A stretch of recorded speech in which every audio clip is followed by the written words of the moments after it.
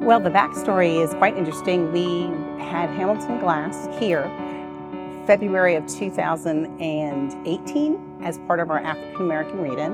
And as an artist, of course, he thinks as an artist. So while he was here at the museum participating and reading in front of works of art by African Americans, he thought, I think I have a project idea that I'd like to bring to you to encourage new, different people to join us at the museum. The RVA Community Makers Project was kind of a light bulb idea in my head, doing something that converged community engagement with art, and then also asked the community to come out and celebrate other people who are doing exciting work here in Richmond. It was 8 murals based on 8 subjects, and they were pieced together and put on display in our atrium. So right in the middle of the museum, there was almost no place you could go in the museum without walking past them. We temporarily took down the donor wall for 1 week, and we like to think of other people who have donated to the community were highlighted for that week. I think the mural project was a means for which we could really engage local artists, and Hamilton Glass felt like the perfect artist because of his work in the community, to really bring him in and really to celebrate those individuals that are very underknown in a larger context. Well, the project was a perfect way to tie into our goals, how we defined audience.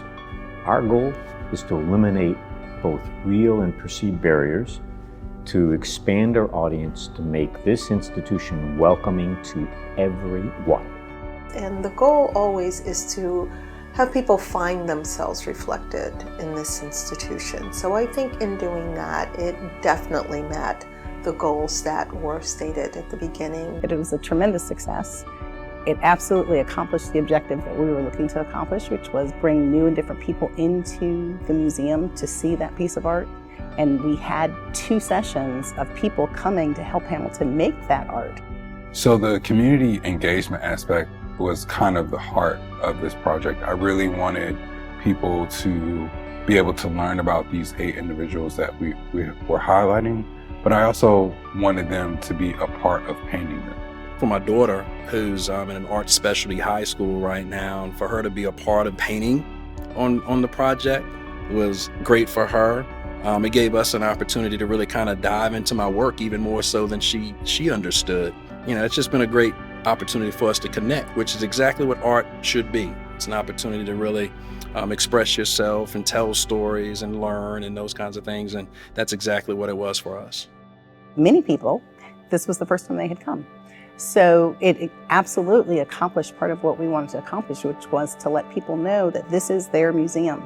This is the space for them, and we absolutely welcome all. And then we had another home for the mural once it left here.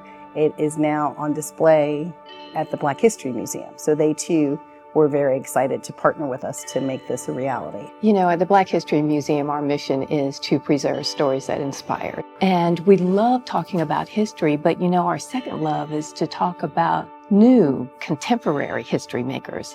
So when I heard about this project, I thought it was just a great fit for us to be able to talk about what's going on in our community and then point to people saying, these are the ones that are making the difference. It was a public art project in what is looked at as not such a public art venue. I've been coming here, since the 60s. Sometimes I didn't feel as welcome, but you said to yourself that this is my museum too. The VMFA was a space that we didn't think about very much.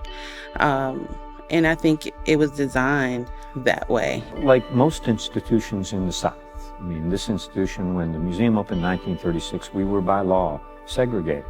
And it's taken a while to chip at and evolve into the institution we are, and quite frankly are still evolving, to break down those barriers.